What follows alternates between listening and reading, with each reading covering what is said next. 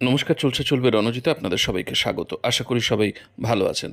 আগামী 20শে এপ্রিল যে ব্রিগেড সমাবেশের ডাক দেওয়া হয়েছে, বামেদের যে 4টি গণসংগঠনের ডাকে, মূলত শ্রমিক, ক্ষেতমজুর, বস্তি উন্নয়ন এবং মহিলা সমিতির ডাকে, এই ব্রিগেডকে ঘিরে কিন্তু ইতিমধ্যেই রাজ্যের বিভিন্ন প্রান্তে যে উৎসাহ উদ্দীপনা লক্ষ্য করা যাচ্ছে সেটা কিন্তু চোখে পড়ার মতো। যদিও বিরোধীরা, বিশেষ করে তৃণমূল এবং বিজেপি, এটা বুঝতে পেরেছে যে বামেদের এই ব্রিগেড যদি সফলকাম হয় তাহলে 2026-এ তারা অনেকটাই অক্সিজেন পাবে এবং সেই জায়গা থেকে মানুষের দৃষ্টি ঘোরানোর জন্যই পরিকল্পিতভাবে, দেখুন, ওয়াকফ আইন যেটা, তার যে সংশোধিত আইন যেটা চালু করার বিষয়, সেটা নিয়ে একটা অরাজক অবস্থা সৃষ্টি করা হলো যাতে মানুষ এইটা নিয়েই মেতে থাকে। চারিদিকে আমরা দেখছিলাম দেওয়াল লিখন থেকে শুরু করে ছোট ছোট পথসভা, এছাড়াও মিটিং মিছিল প্রত্যেক দিন লেগেই আছে পশ্চিমবাংলার বিভিন্ন প্রান্তে। তো সেই জায়গায় দাঁড়িয়ে বলাই যায় যে বামেদের এই গণসংগঠনগুলোর ডাকা ব্রিগেড কিন্তু একটা কলেবরে ভালো রূপ সেদিন নেবে। তো যাই হোক, এটা আমি যে থাম্বনেল আজকে দিয়েছি সেটা আপনারা হয়তো কৌতূহল হচ্ছে সবার মনে যে কোন জেলা। এটা নদিয়া জেলা, যে জেলায় একমাত্র বামেরা একটি পুরবোর্ড চালাচ্ছে, তাহেরপুর পুরবোর্ড। আপনারা জানেন যে পশ্চিমবঙ্গের মধ্যে আর কোনো জায়গায় বামেদের কোনো বোর্ড চলে না, যদিও বিক্ষিপ্তভাবে কিছু পঞ্চায়েতে তারা রয়েছে, কিন্তু পৌর বোর্ড হিসাবে একমাত্র তাহেরপুর। তো সেই নদিয়া জেলায় কিন্তু বিরাট একটা জোর দেওয়া হয়েছে, 30,000-এর বেশি লক্ষ্যমাত্রা স্থির করা হয়েছে, একেবারে ন্যূনতম 30,000। এস এম সাদি যে জেলা সম্পাদক এবং রাজ্য সম্পাদক মণ্ডলীর সদস্য, তিনি ভীষণভাবে এটার উপরে জোর দিয়েছেন এবং প্রত্যেকটি বুথকে একেবারে নির্দিষ্ট একটা লক্ষ্যমাত্রা দেওয়া হয়েছে যে যাতে তারা এই 20 এপ্রিলে ব্রিগেড সমাবেশে একটা প্রতিনিধিত্ব রাখে, এবং সেটা কিন্তু যথেষ্ট পরিমাণে বেশ সাড়াও পড়েছে। আপনারা জানেন যে প্রচণ্ড গরম থাকবে, রোদ থাকবে, তার জন্য কিছু লাল টুপির ব্যবস্থা করা হয়েছে, সেই রিকুইজিশন পাঠানো হয়েছে। প্রথমে 70,000 এই লাল টুপির রিকুইজিশন দেওয়া হয়েছিল, কিন্তু সেটা নিঃশেষিত এবং আরও টুপি লাগবে সেই হিসাবে এখনও পর্যন্ত নির্দিষ্ট সংখ্যাটা হয়নি যে কত শেষ পর্যন্ত টুপি তৈরি করতে হবে। তো সব মিলিয়ে বোঝা যাচ্ছে যে একটা বড় রকমের কিন্তু সমাবেশ হতে চলেছে।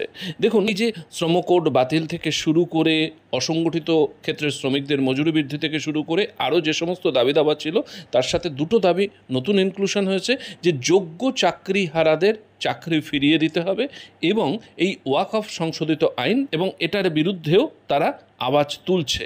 তো সেই জায়গায় দেখা যাচ্ছে যে সাধারণ মানুষের মধ্যে কিন্তু একটা যথেষ্ট উন্মাদনা আমরা লক্ষ্য করতে পারছি। 20শে এপ্রিল যদি এই গণসংগঠনগুলোর ডাকে ব্রিগেড ভরে যায়, তাহলে কিন্তু আপনারা একটা জিনিস মাথায় রাখবেন যে 2026-এর নির্বাচনে কিন্তু বামেদের একটা যথেষ্ট ইতিবাচক ফলাফলের দিকে যাচ্ছিল, সেটা কিন্তু অব্যাহত থাকবে। যদিও বিরোধীদের এই অপচেষ্টা, বিরোধীরা প্রতিদিন যেভাবে চেষ্টা করছে যে বামেদের এই বারবারন্তটা বা বামেদের এই উত্থানটা কিছুতেই তারা মেনে নিতে পারছে না বলে পরিকল্পিতভাবে কিছু ঘটনা তারা ঘটাচ্ছে। আমি আমার পূর্বের বিভিন্ন প্রতিবেদনে আপনাদের এটাই সতর্ক করেছিলাম, বা এটা আপনাদের আশঙ্কা আমি প্রকাশ করেছিলাম, যে বামেদের এই যে এরিয়া সম্মেলন থেকে শুরু করে জেলা এবং তারপরে রাজ্য সম্মেলনে যে একটা উদ্দীপনা দেখা গেছে এবং প্রচুর পরিমাণে ছাত্র যুবদের ভিড় এই বামেদের কমিটিগুলোতে, ছাত্র এবং যুবদের যে নতুন সদস্য, সেই মাত্রা কিন্তু প্রত্যেকটা জায়গায় ছাড়িয়ে গেছে এবং প্রত্যেকটা ক্ষেত্রে দেখা যাচ্ছে যে তাদের স্বতঃস্ফূর্ততা এটা কিন্তু ভীষণভাবে চোখে পড়ছে। দেখুন, একটা সময় তো এটা সবাই বলতো যে এই সিপিআইএমে সাদা চুলের ভিড় বেশি।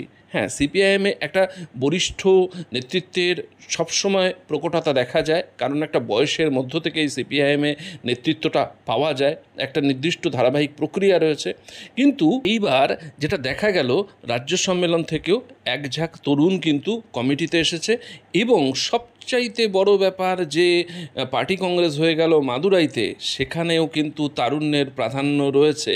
এবং সবচাইতে যেটা লক্ষণীয়, মীনাক্ষী মুখার্জিকে ঘিরে যখন এখন রাজ্য রাজনীতি আবর্তিত হয় এবং বাম কর্মী সমর্থক ছাড়াও বিভিন্ন অ্যাপলিটিক্যাল রাজনীতি ব্যতি রেখে প্রচুর মানুষ কিন্তু এই মীনাক্ষীর উপর একটা আলাদা ভরসা, আস্থা, বিশ্বাস, ভালোবাসা এটা কিন্তু রাখছে।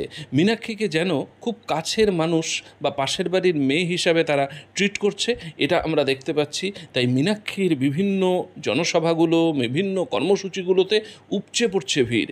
এই ভিড়টাকে ভোটের বাক্সে কনসেন্ট্রেট করাই এখন বামেদের মূল লক্ষ্য। কারণ নিন্দুকেরা বলছেন বা বিরোধীরা বলছেন বা এক প্রকার মানুষও বলছেন যে বামেদের কর্মসূচিতে এত বিপুল পরিমাণে ভিড় দেখা যায়, কিন্তু ভোটে সেই পার্সেন্টেজটা তলানিতেই থাকে বা কোনো রকম দ্বিতীয় পজিশনেও তারা যেতে পারছে না কোনো কেন্দ্রে। এটা কেন?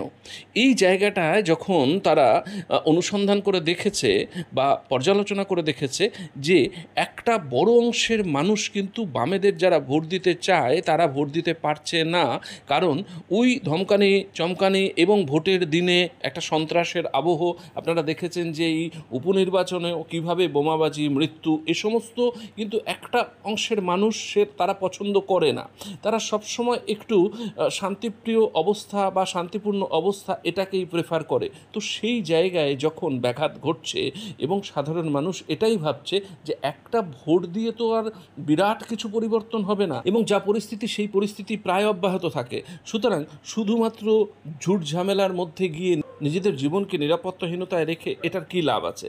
সুতরাং সেই ধরনের মানুষকে যদি ভরসা যোগানো যায় এবং তাদের নিরাপত্তা সুনিশ্চিত করা যায়, তাহলে কিন্তু নিশ্চিতভাবে সেই অংশটা ভোটমুখী হবে, এবং সেই অংশটাকে ভোটমুখী করতে পারলে বামেদের ভোট শেয়ারটা বা এই যে একেবারে তলানিতে কোনো রকম আসনের ধারে কাছে নেই সেই খরাটা কিন্তু দূর হবে বলেই রাজনৈতিক মহল মনে করছে। তো এবারে বলি, এই 30,000 মানুষকে ব্রিগেডে নিশ্চিত করবার জন্য প্রায় 150টির উপরে বাস ভাড়া করা হয়েছে, 50টির উপরে ছোট গাড়ি, এছাড়া ট্রেনে তো রয়েছেই, এবং নিজস্ব অ্যারেঞ্জমেন্টে মানুষ সেখানে গিয়ে পৌঁছবে।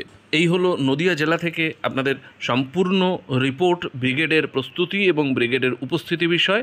আমরা এরকম প্রতিবেদন আপনাদের জন্য বারে বারে তুলে আনবো। আপনাদের চোখ থাকুক চলছে চলবে রণজিতের উপর। ধন্যবাদ।